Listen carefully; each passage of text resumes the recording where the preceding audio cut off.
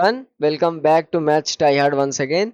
और आज के सेशन में हम लोग बात करेंगे जेई एडवांस के एक क्वेश्चन के ऊपर जो कि पैराबोला का बहुत ही प्यारा सा सवाल है। तो चलो शुरू करते हैं। स्क्रीन पे हमारे सामने एक ये क्वेश्चन आ चुका है और ये लेंदी बहुत है यार। इजी है बट लेंदी है। ठीक है, तो चलो शुरू करते हैं। द क्वेश्चन सेज कि let a1 b1 c1 be the 3 point in xy plane. अच्छा, xy प्लेन है मतलब उनका z एक्सिस जो होगा मतलब z वाला पॉइंट जीरो हो जाएगा। ठीक है, z coordinate. Suppose the line a1 c1 and b1 c1 are the tangent of curve. अच्छा, हमें ये बहुत ही नॉर्मल सा इक्वेशन, स्टैंडर्ड इक्वेशन दे रखा है पैराबोला का। At a1 and b1 respectively if o is equal to, अच्छा o हमें दिया हुआ है कि ये हमारा o जो है ना वो ओरिजिन है और c1 की वैल्यू हमें दे रखी है, तो बताना हमें कौन सा स्टेटमेंट सही है। तो चलो सबसे पहले एक डायग्राम बना लेते हैं इसका, क्योंकि पैराबोला का क्वेश्चन है, बिना डायग्राम के तो नहीं बनेगा बॉस। आ जाओ शुरू करते हैं। तो देखो ये हमारे पास क्वेश्चन है, तो उसके अकॉर्डिंग हम लोग सबसे पहले डायग्राम को बनाएंगे। ठीक है, और एक ये रहा। और ये एक पैराबोला की बात किया तो चलो वो पैराबोला तुम्हारा ऐसे बना है। ठीक है, और क्या बोला है कि एक सी पॉइंट है हमारे पास ना, जो कि -4, 0 है, तो इसको सी पॉइंट मान लो। कुछ सी पॉइंट है जो कि -4, 0 है। और हमें देखो ये एक्स एक्सिस पे दे रखा है ना, तो हम लोग सिमेट्री का भी यूज कर सकते हैं। हम लोग सिमेट्री का भी यूज कर सकते हैं।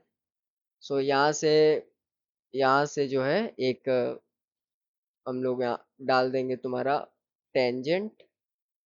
एक ये रहा और एक टेंजेंट देखो ये रहा। ठीक है,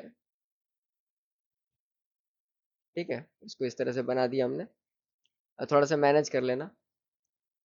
और क्या बोल रखा है कि A1 एंड B1 ना, ओके, इनका नामकरण कर दो भाई अब।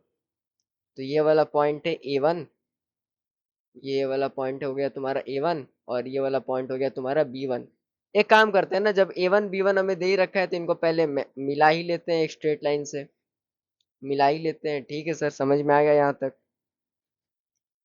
अच्छा सर, एक बात बताइए कि क्या ए बी हमारा A1 B1 क्या हमारा एक लेकस रेक्टम हो सकता है? आओ उसको चेक कर लेते हैं। वो कैसे चेक होगा? सर वो चेक हो सकता है, वो इस तरह से चेक होगा। A1 B1 हमारा लेकस रेक्टम है कि नहीं है, वो चेक हो सकता है। कैसे सर? देखो, इक्वेशन ऑफ पैराबोला दे रखी है y is equal to 8x। ठीक है, y is equal to 8x। Standard parabola की equation y is equal to 4ax होता है ना, 4ax होता है। तो x की वैल्यू यहाँ पे -2 आ रही है। तो C जो है ना वो डायरेक्ट्रिक्स पे लाइन नहीं करेगा। C जो होगा वो डायरेक्ट्रिक्स के ऊपर लाइन नहीं करेगा। जब C डायरेक्ट्रिक्स के ऊपर लाइन ही नहीं करेगा तो A1 B1 हमारा क्या होगा? लेकस रेक्टम हमारा होगा ही नहीं। ये बात यहाँ से प्रूव हो जाती है। ये बात यहाँ से प्रूव हो जाती है। ठीक है, अच्छा कोई बात नहीं सर। अच्छा, अब ऑप्शन को पढ़ो। लिखा है line segment of O A one, line segment A1 B1, the orthocentre of A1 B1 C1। ठीक है, यानी मोटा मोटी सर हमें ये पता चल रहा है कि अगर हमें A1 B1 के कोऑर्डिनेट्स पता चल जाए तो पता चल जाएगा। लेकिन तुम्हें एक बात और भी पता होना चाहिए कि अगर ये एक्स एक्सिस पे दे रखा है हमारा C1 पॉइंट, तो हम लोग ए और बी में सिमेट्री का यूज कर सकते हैं। ठीक है, इसको ध्यान में रखना थोड़ा। ठीक है, यहाँ से तुम एक काम करो ना, कि सर यहाँ से ए इक्वल टू 2 ये एक वैल्यू को निकाल लो। ठीक है, y is equal to y square is equal to 8x है, तो यहाँ से ए की वैल्यू तुम 2 के इक्वल निकाल लो। इसका क्या काम होगा मैं बता रहा हूँ। एक काम करो कि ये जो टेंजेंट तुम्हें दे रखा है ना C A1, ये जो तुम्हें दे रखा है, तुम A1 को मान लो कि सर A1 दिया है हमारा A t² और हमारा दिया हुआ है, ये मैं बेसिकली पैरामेट्रिक फॉर्म में लिख रहा हूँ। ठीक है, मैं पैरामेट्रिक फॉर्म में लिख रहा हूँ। और तुम्हें C1 और A1 का जब टेंजेंट निकालना है तो तुम इसको दो तरह से निकाल सकते हो कि एक तो सर यहाँ पे हम लोग t इज इक्वल टू 0 कर लें। एक ये हो जाएगा टेंजेंट का इक्वेशन। ठीक है, या तो हमें डायरेक्ट एक चीज याद होती है कि सर A1 C1 जो होगा वो हमारा ty is equal to x plus at² होता है। ये जनरली लोगों को याद होता है। ये जनरली लोगों को याद होता है। ठीक है, ये जनरली लोगों को याद होता है। यहाँ से हम लोग क्या करेंगे कि देखो -4, 0 है ना, इसको सेटिस्फाई करा दो इसमें। जब तुम इसको सेटिस्फाई कराओगे तो वहां पे क्या पॉइंट दे रहा है? C1 का पॉइंट मैं यहाँ लिख दे रहा हूँ तुम्हें, -4, 0 है। सो यहाँ पे जब तुम इसको सेटिस्फाई कराओगे that will be equal to, ये तुम्हारा 0 हो जाएगा। x को पुट करोगे -4 और प्लस कर दोगे, ए की वैल्यू तुम्हारे पास 2 लिखा हुआ था मैंने पीछे यहाँ पे देखो, इसीलिए मैंने यहाँ पे निकलवाया था तुमसे, ठीक है। और टी स्क्वायर इसको यहाँ से निकाल दो, ठीक है। अब इसको जब तुम ट्रांसफॉर्म करोगे then you will come to know कि that will be T square is equal to, T square is equal to 2। Okay, then you will come to know कि टी जो होगा तुम्हारा प्लस माइनस अंडर रूट 2 होगा, plus minus under root 2 होगा। Sir इसमें कौन सी value लें, plus root 2 लें कि माइनस रूट 2 लें? उसका जवाब तुम्हें यहाँ मिल जाएगा कि A1 जो है ना, ये वाला जो पॉइंट है ये फर्स्ट क्वाड्रेंट में है। ध्यान दो कि ये जो तुम्हारा पॉइंट है ना, ये फर्स्ट क्वाड्रेंट में है। तो फर्स्ट क्वाड्रेंट में है तो इसमें हम लोग पॉजिटिव वाला कंसिडर करेंगे, ठीक है, यानी इसकी वैल्यू हम लोग प्लस रूट 2 लेंगे, ठीक है। तो A1 का कोऑर्डिनेट तो हमारा निकल गया सर। A1 का हमारा कोऑर्डिनेट क्या निकला? A1 का कोऑर्डिनेट हमारा निकल गया, A1 का कोऑर्डिनेट हमारा सर निकल गया यहाँ से, वो रूट 2 था ना, तो A1 का कोऑर्डिनेट तुम्हारा निकल गया 4,4 रूट 2। तुम्हारा इसका निकल गया 4,4 रूट 2। अच्छा सर, B1 का कोऑर्डिनेट हमारा क्या है? B1 का कोऑर्डिनेट तुम्हारा जस्ट सिमेट्री का यूज करो। जब सिमेट्री का यूज करोगे तो एक्स एक्सिस तो सेम रहेगा, वाई एक्सिस बदल गया मेरे भाई। तो -4 रूट 2 कर लो, यहाँ से कोई दिक्कत नहीं है, यहाँ से कोई दिक्कत नहीं है। सर आपने ये कैसे लिख दिया? आपने तो B1 तो निकाला ही नहीं है, आपने ये कैसे लिख दिया? मैंने ये लिखा है बाई सिमेट्री, मैंने ये लिखा है बाई सिमेट्री। ये कैसे लिखा है? आओ बैक करो, देखो A1 है ना, A1 जो होगा और B1 जो होगा ये आपस में सिमेट्री है, ठीक है, आपस में सिमेट्री। क्यों? क्योंकि C1 जो पॉइंट हमारा एक्सेस पे दे रखा है तो यहाँ से हम लोग सिमेट्री का यूज कर सकते हैं, ठीक है। ये यहाँ पे एक पकड़ने वाली बात थी जो कि तुमको पता होनी चाहिए अगर इस क्वेश्चन को तुम अप्रोच कर रहे हो, ठीक है। ये तो तुम्हारा O दे रखा है ना, 0 O दे रखा है, इसका पॉइंट है 0,0, ठीक है। तो यहाँ से तुम्हें A1 और B1 मिल गया।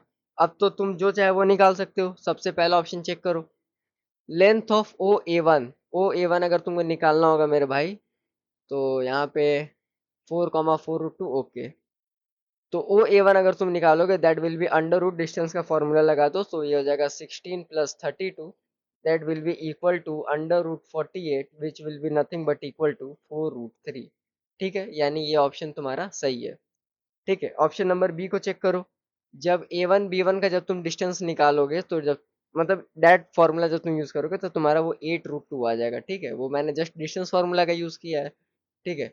अब बात आती है कि ऑर्थो सेंटर सर कैसे निकलेगा।